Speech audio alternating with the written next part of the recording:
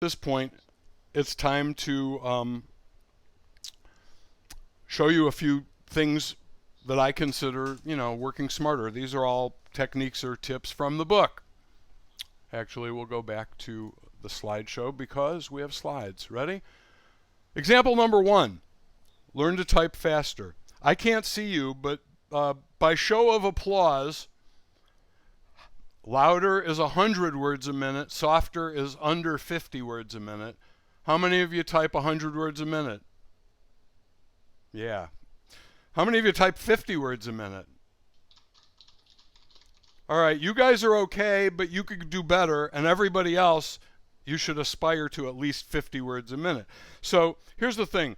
I had to learn to type in 1980 something when I got the first Mac, but I wanted to learn to type before. So I borrowed my wife's, that's an electric typewriter if you've never seen one. I borrowed that from my wife, and I bought a book at a bookstore. Remember those? A typing tutor book, because of course there was no Mac yet, so there were no typing tutor softwares. But this is what I said in my first book. If you're not typing at least 40 words per minute, you're wasting time. Possibly the easiest way to get more done in less time is to become a better typist. There are lots of, well, that doesn't matter anymore. So today, you can do it for free at typingtest.com. You can take their typing test to find out how many words per minute you're typing currently, and then you can also take their 21 lesson course to improve double. They say you'll double your typing speed. I kind of doubt that I could, but I think if I spent some time on their tutorial, on their drills, and maybe their games, I could get mine up from 60 to maybe 80 or 90. And it's important. So if you're a lousy typist, think about it, because it really helps in everything you do. The better you type, the sooner you get things done. Email, letters, correspondence, reports, anything. All right, number 2, batch renaming files for free. All right, we're going to switch to the Finder for this.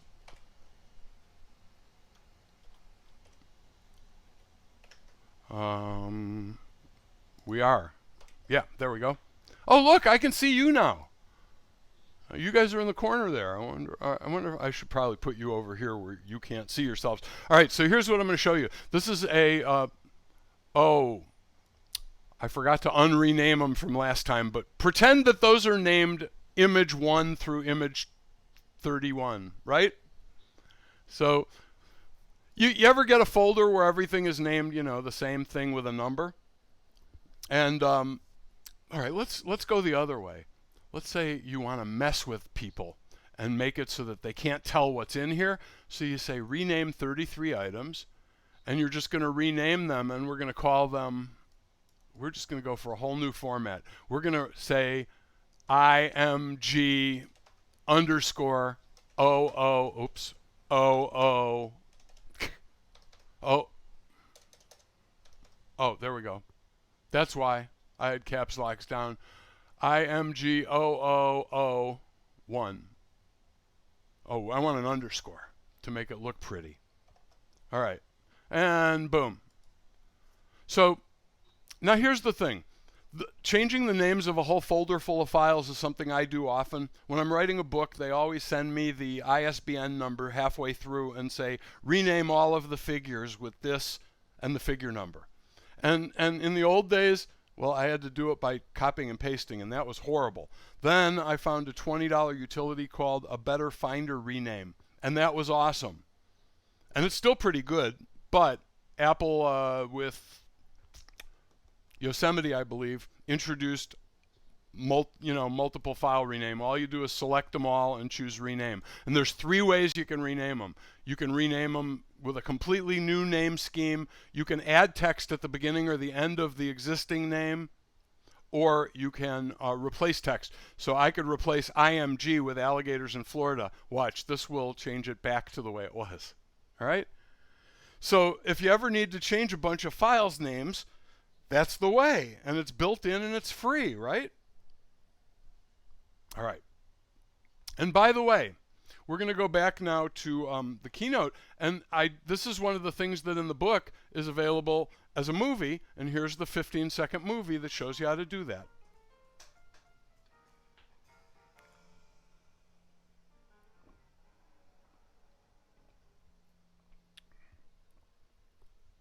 There is no step 5. All right, next up. So you want to be a dictator, eh? And we're going to again switch to the Finder. Oops, Finder. And I've got a demonstration prepared. No, I don't. I'm just going to show you how you do it.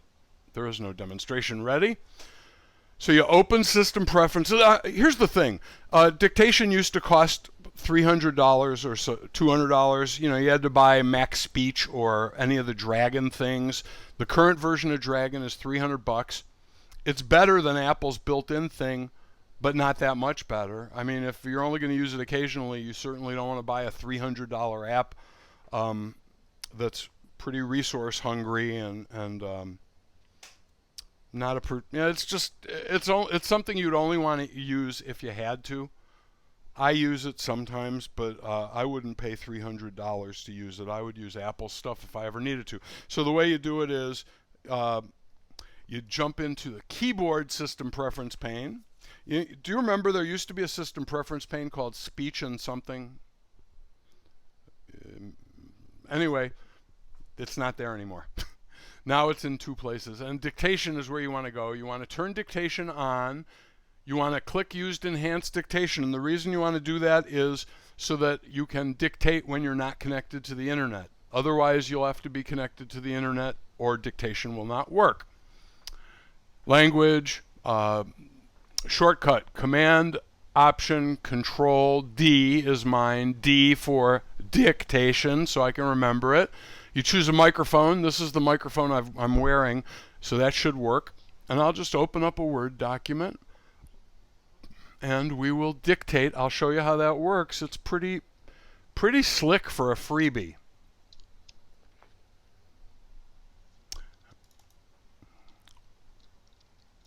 Okay, let's make the text big so you can see what I'm doing. There we go.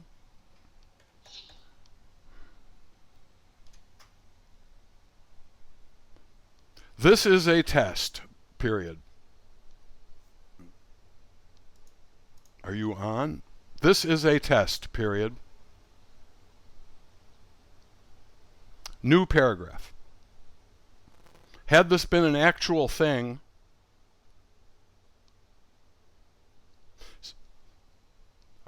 now here's one of the problems. There's another of the problems.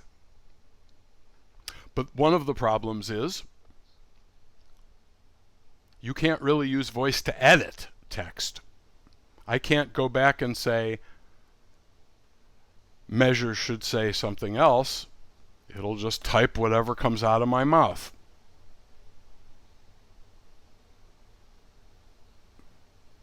Period. Okay, so, you know, that's not bad, right? Not great, but not bad.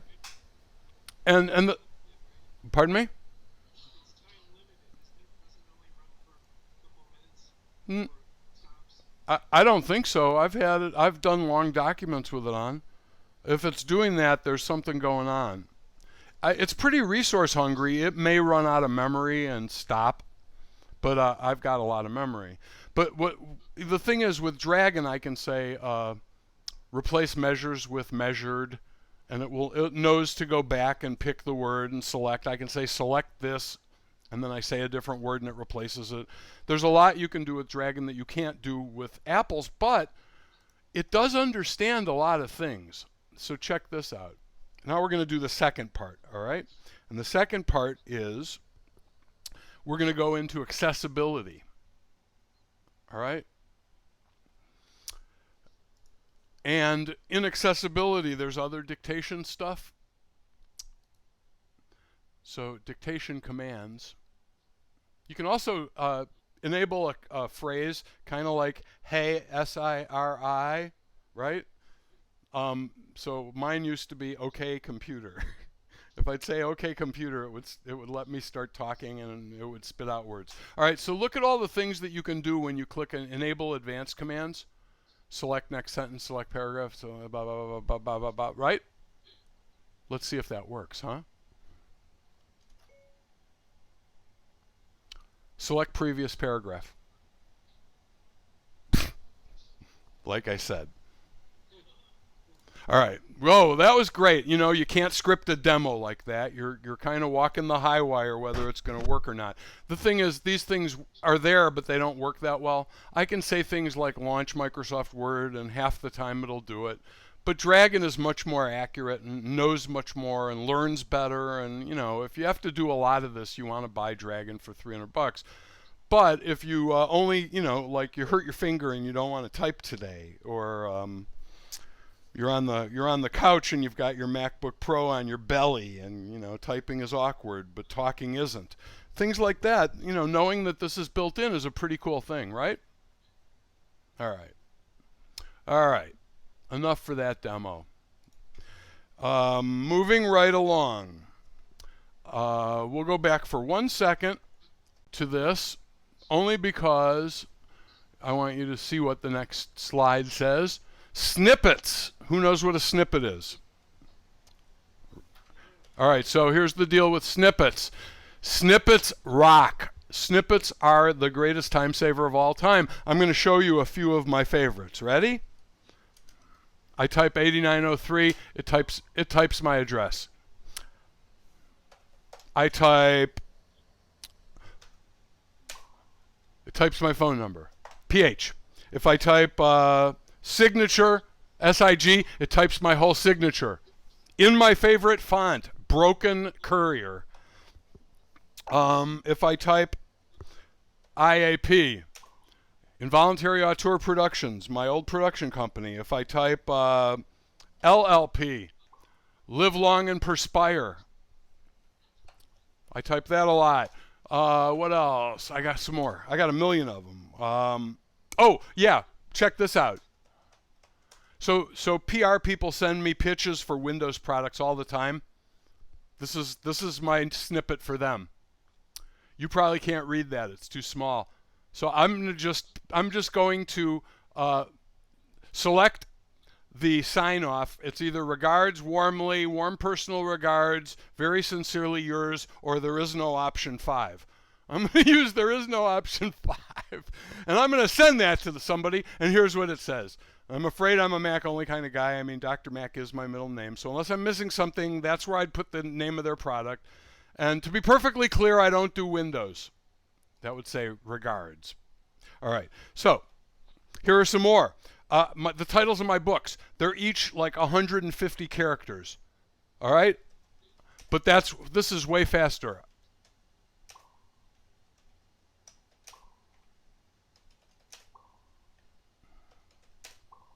Yeah? I couldn't type that fast. How about this?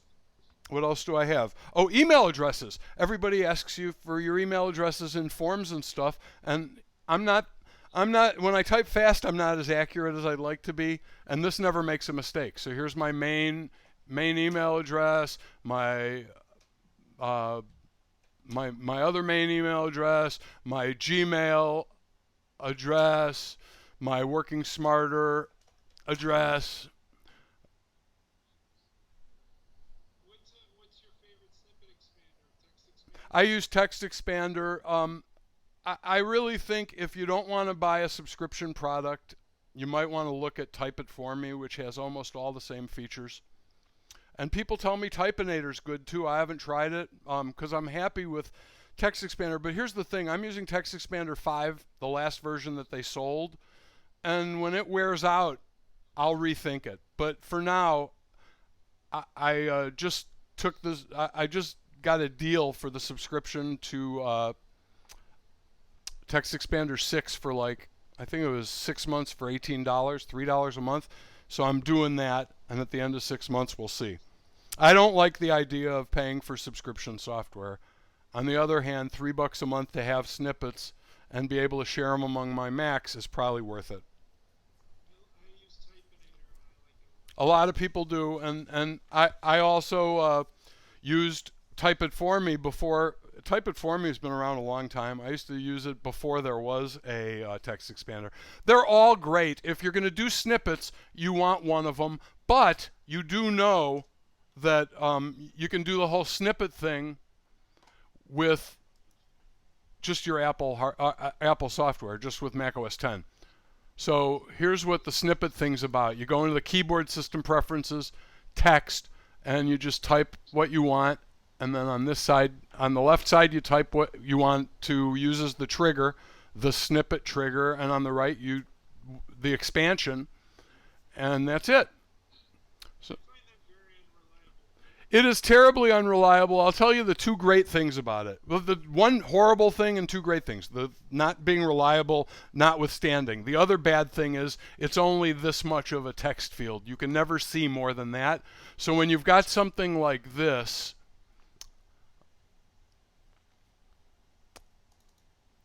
watch. I'm going to use the arrow key so you can see. That's my signature. And that will go out on separate lines because I have option returns in it. But it took like a week to type it and test it and make it work right. And it's not reliable. Now, the other good thing about this is, though, the reason these things are in here is they pre-populate to my iPhone sometimes. And while there is Text Expander for the iPhone, it's not reliable. You have to use its keyboard, so you have to know you're going to use it in advance or use the keyboard all the time. And it just doesn't work for me. So these are like the replacement ones that work on my phone and my iPad sometimes. And you can create these on your iPhone and your iPad, and sometimes they migrate to your Mac. Pretty weird, huh? All right. Let's see. That's snippets. I think I had one more thing in this segment before we move on. Oh yeah, I wanted to talk for a minute. We don't really have to go back to the slides, but let's just do that. And here we go. So I want to talk for a minute about the Pomodoro technique. Anybody heard of it out there? So the Pomodoro technique was invented like in the 1980s by some Italian dude who used a tomato-shaped kitchen timer to time 25 minutes, and his premise is you do one task for 25 minutes. You do the most important thing you need to do, but you do it continuously for 25 minutes without interruption, and then you take a break and do something else. You can do another 25 minutes of the same thing, but with ADD I find it's better to go do something else, and then if I need to do more of the first thing, go back later. But whatever works for you. The main thing is you set a timer for 25 minutes, and then you pretend your ass is glued to the chair and your fingers are glued to the keyboard and mouse. And if you do that, you will get more done. And it helps you avoid rabbit holes, because if you're not doing other things, you are doing what you're supposed to be doing. And if you start doing something that you're not supposed to be doing, the punishment is you have to turn the timer off and start your 25 minutes over. You don't want to do that, so you learn not to go down rabbit holes, right? I use an app called ZoneBox to keep track of this stuff. At the beginning of the day, I write down all the things I'm going to do in the 25 minutes, and the stretching and drinking lots of water is my 10-minute break between. So there's all the stuff I had to do the other day. And what's nice about this app is it puts a purple bar in your menu bar that stretches and kind of tells you visually how far through your 25 minutes you are. And you can also look at the, well, I don't have a cursor to show you, but where that red arrow is pointing down and to the left, 1329, that tells you how much time is left. So I think that app is free in the App Store. But it's called ZoneBox. Yeah, it might be $5, but I think it's free. Anyway, having having a Pomodoro timer is part of what you need, I think, to really get focused and be productive. But you also need a plan for every day. And I told you I'd show you. This is the plan that I use every day. I used to use a really cool hardcover journal called Self Journal that I really liked, but they're $30 or $40 each. And I felt bad. You know, they only go for, I think, 6 months 13 weeks. Every 13 weeks, you got to buy another $30 book. So, because I'm cheap, I made up my own thing. It's nothing like theirs. It's the parts that I liked. And all around the edges are inspirational quotes from my book. And it's free. I'll give you the URL before we leave, but you're welcome to grab one of those for free. You don't even have to give me your email address for that. Although I'd like you to. Um, so, oh yeah, here. There's where to download stuff. WorkingSmarterForMacUsers.com/free. All right.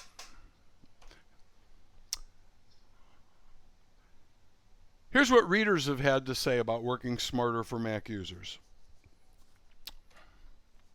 I'm not going to read these to you because it embarrasses me, but I'm so humbled and just grateful to people for writing to me and saying your book helped me, because that's what I wanted. I wanted a book that would make an impact on people's life, that help them to be more relaxed and get more done, and have it done more easily and things like that.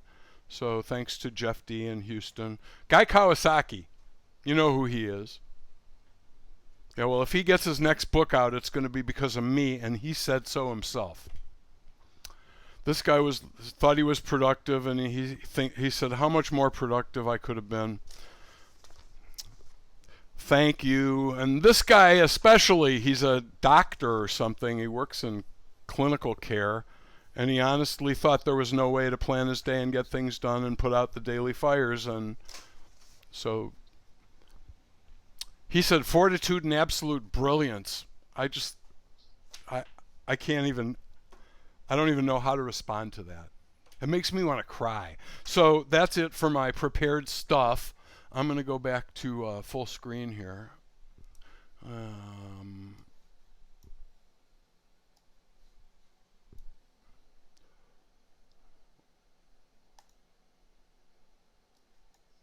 And there I am.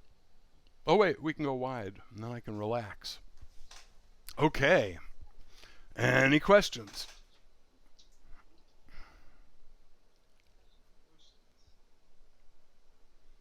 How long did it take you to write the book? About 4 months from outline to availability in the ebook store. It took about a month to do the production and layout, and I didn't do that. I farmed it out because that's a rabbit hole for me. I'm a perfectionist. I can't do that. And write and do all the other things I have to do. So I hired it out. It took an extra month. So it took about 5 months from outline to for sale, and the only other person that worked on it with me was Brian Chaffin. I hired him to be my editor because I need somebody to tell me when I'm being too verbose, and he's so pedantic. I love him. He keeps me honest. And he also encouraged me. He read the book and he said, "You know what? A lot of people are going to like this. This is going to help a lot of people." And he kept saying, "I didn't know that." And I think if Brian Chaffin, the editor-in-chief at Mac Observer, didn't know that, then lots of people don't know that. That's going to be a new tip to lots of people, and that's good. Why in 25 minutes for the productivity? Well, I don't know.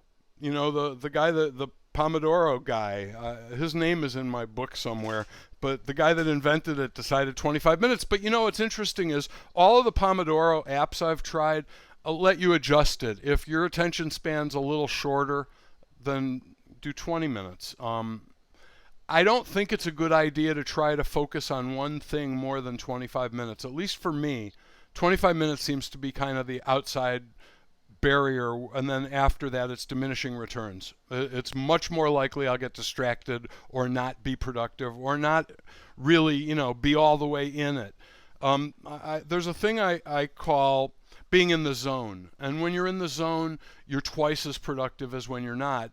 But when you get interrupted, it takes a while to get back in the zone, and there's some research that says it might be up to like 22 minutes to get back to the zone. So if you can do 25 minutes in the zone or 20 minutes in the zone, you're way ahead of most people. Oh, I do have one more thing. Wait. Here. Let me put this up on screen, then I'll do more questions. I forgot about this. This is the new finale at the end of the thing. Ready? Here's the slide. I'm not even going to put my face up. I have a free course that will save you an hour or more every day for the rest of your life. You may enroll for free. Okay? Where's that?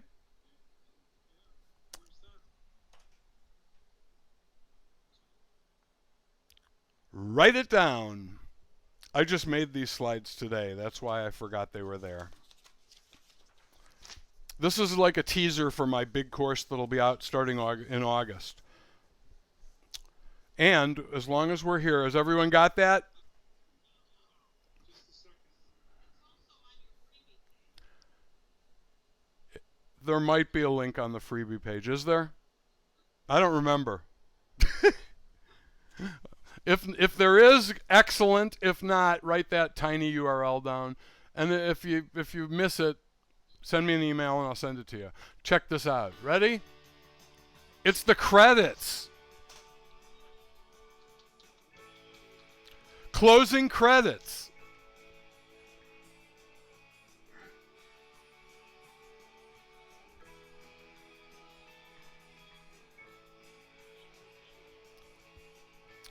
Dewey, Cheatham, and Howe.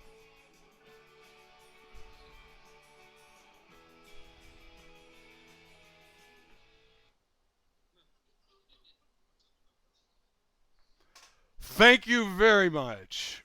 The end. At least for now. All right. We're done with Keynote. And you want me back on screen, I bet.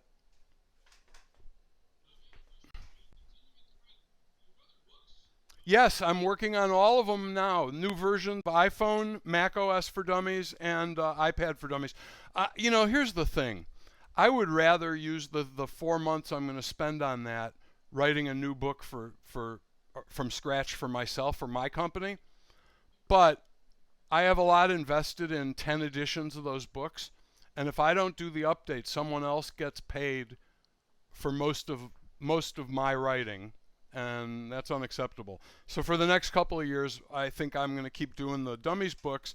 But we'll see. At some point, diminishing returns are going to say, you'd be better off writing a new book and selling it yourself. You'll make more money and you'll make more people happy. So, within a few years, I could see that happening.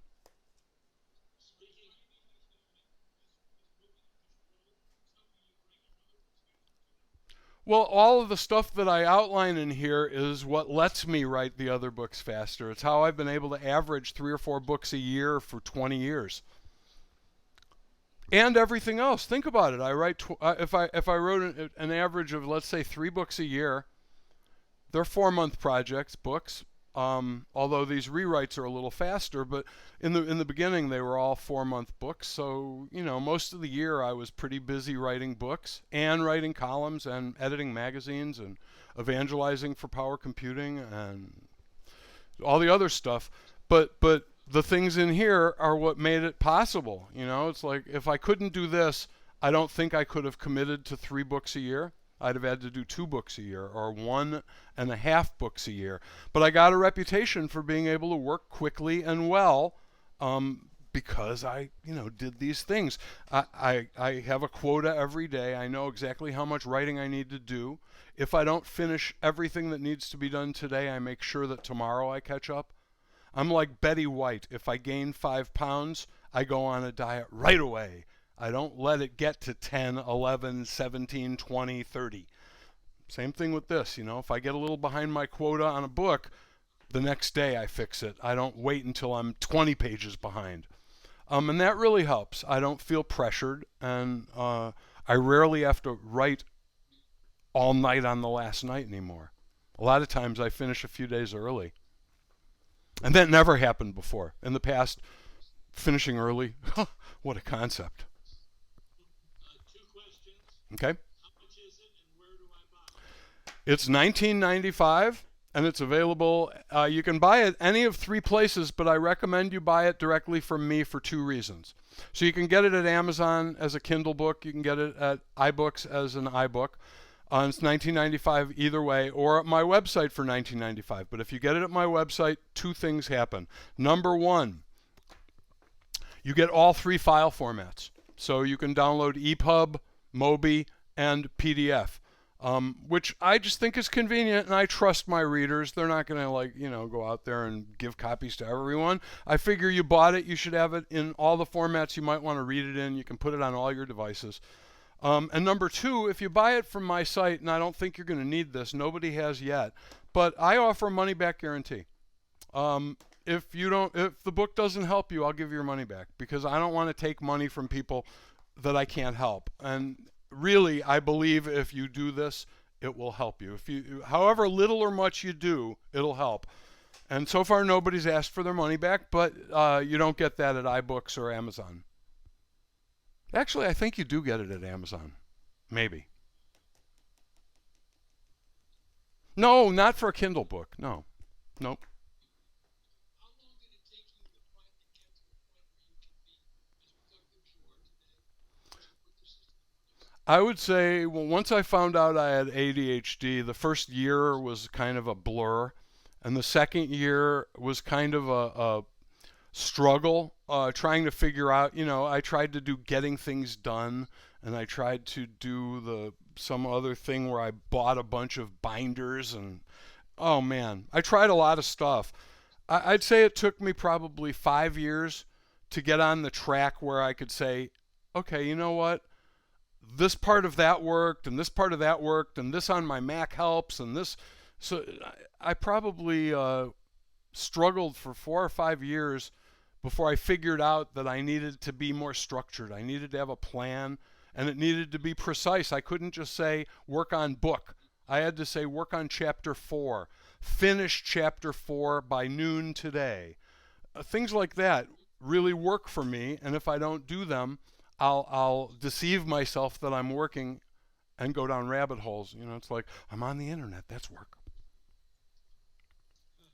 And I know it's not, and it's just one of those things where I've gotten to the point now where I come in the office and it's all business. I don't want to screw around. Later today, when I get done with this, I may go take my iPad in the bedroom and watch cat videos for 3 hours.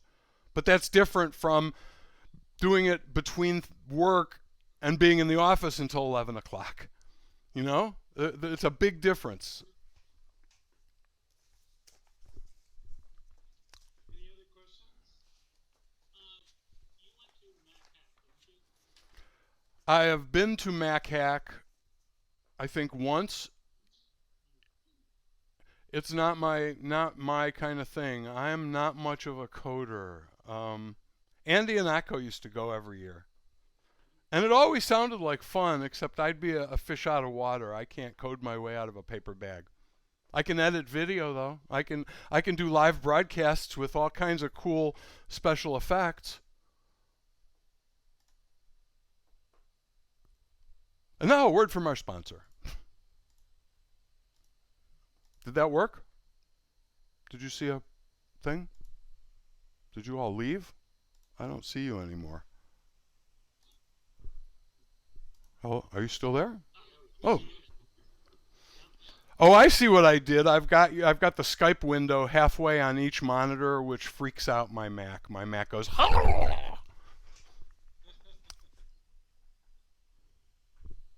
you very much, Bob. hey, thanks for having me. I hope you'll all consider buying a copy of Working Smarter for Mac User. Certainly, go take the free course. It's absolutely free, no obligation. And I do think you can save up to an hour a day. I mean, depending on how bad you type and how few snippets you already have, you probably can save an hour a day. But if not, I know you'll save some time every day from the stuff in the class. And the class is only 15 minutes long. I think all 5 or all 6 videos together are under 15 minutes. So it won't take you long, and you should get a lot out of it. Thanks again for having me.